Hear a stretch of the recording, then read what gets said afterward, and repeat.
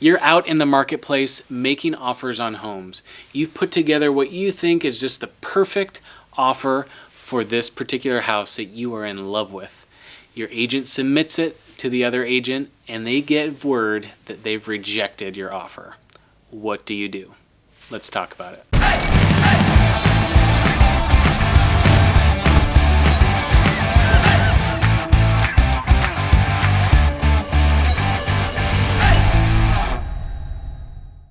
It's always a major bummer when your offer isn't accepted, especially if it comes with no counter offer. So when a buyer makes an offer on a home, a typical response if the seller doesn't like what you've put forth would be to counter back. They can counter any of the terms that you put forth, price, dates, contingencies, any of it is open and fair game for the seller to respond back and change. They'll just literally scratch out portions of your offer and put in a new term.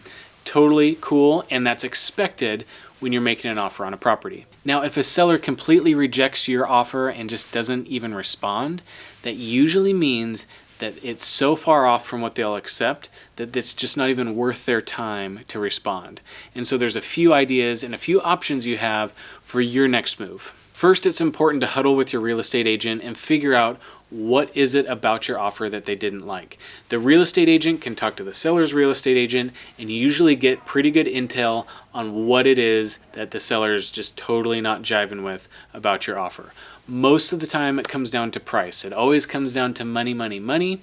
And usually when a seller's not responding at all, your offer is just so far off from what the seller is hoping for, willing to accept, and looking for that they don't even want to reply. In fact, their reply is no reply, which sometimes is a very strong negotiating stance for a seller to take.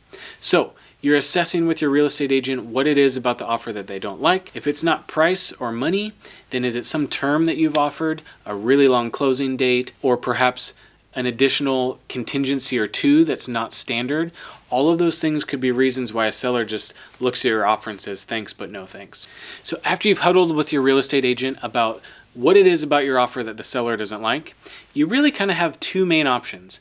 The first would be to edit any of those terms and resubmit back to the seller, hopefully starting that back and forth negotiation process.